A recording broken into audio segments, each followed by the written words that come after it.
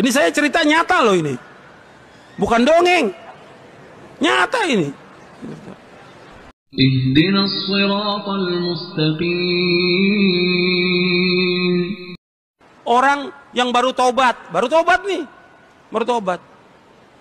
Dijadikan host. Jadi apa? Pembawa acara sama ustadznya. Ini yang bodoh nggak tahu siapa nih. Apa ustadznya apa hostnya yang bodoh ini. Mantan penyanyi, mantan pelawak, mantan ini. Dia tobat. Disuruh tobat, belajar. Bukan kemudian diangkat, suruh ceramah. Ini ustadznya yang bodoh kalau seperti ini. Ada nggak? Saya mau tanya Pak Nang, ada nggak?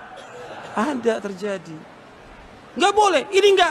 Ini menyimpang dari manhajus salaf.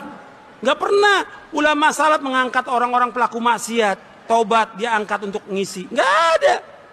Wah, pendeta baru masuk Islam, bukan suruh ngisi, belajar agama yang benar, nuntut ilmu sampai paham dia tentang akidah, tentang ibadah, tentang manhaj, paham dia. Nggak dipanggil kemana-mana suruh ngisi. Akhirnya apa? Ilmunya dia yang dulu yang disampaikan kepada umat Islam. Yang ada apa? Syubhat semuanya.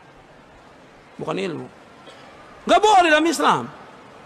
Orang pelaku dosa dan maksiat disuruh oleh Allah untuk apa? Tobat. Dan disembunyikan perbuatan dosanya. Bukan diceritakan. Si Ustadz bilang, coba deh antum tolong ceritakan masa lalu. Kok diceritakan? La haula wala quwata illa billah. Kan Nabi bersabda dalam hadis yang sahih riwayat Bukhari, kullu ummati mu'afan illa al-mujahirin. Setiap umatku akan dimaafkan dosanya kecuali yang menampakkan dosanya. Bagaimana menampakkan dosa? Malam dia berbuat dosa, sudah ditutup oleh Allah dosanya. Pagi diceritakan. Ini masa lalu dia, sudah. Tutup, jangan diceritakan kepada orang. Ini ustadznya bilang, tolong antum ceritakan. La haula. Gimana kalau dia pelacur? Suruh cerita. La haula wala quwwata illa billah. Allah musta'an. Ini kebodohan yang keterlaluan ini ya. Jahil murakkab. Bodohnya kuadrat. Nggak boleh orang berbuat maksiat disuruh cerita.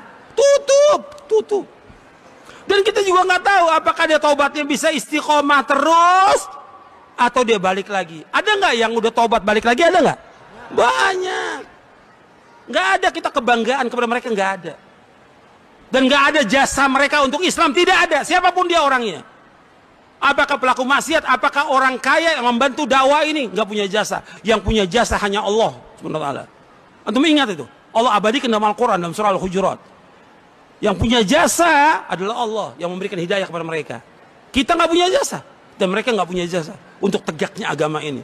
Yang punya jasa Allah yang meninggikan agama ini. Bukan manusia. Antum ingat itu? Siapapun dia orang kaya membantu dakwah, dia nggak punya jasa. Kebaikan dia, bantuan dia untuk dakwah, untuk siapa?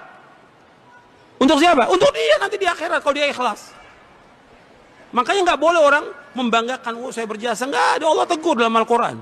Yamununa alaika naslamu, qul la tamunnu alai islamakum. Balilau yamunnu alaikum an hadakum lil Islam. Mereka berbangga bahwa kami punya jasa dengan Islam ini. Kata Allah, jangan berbangga. Allah yang punya jasa menunjuki kamu. Jadi ini jangan kemudian diangkat yang begini. Dan diceritakan lagi di Facebook. Ya, disebarkan la haula wala quwwata illa billah.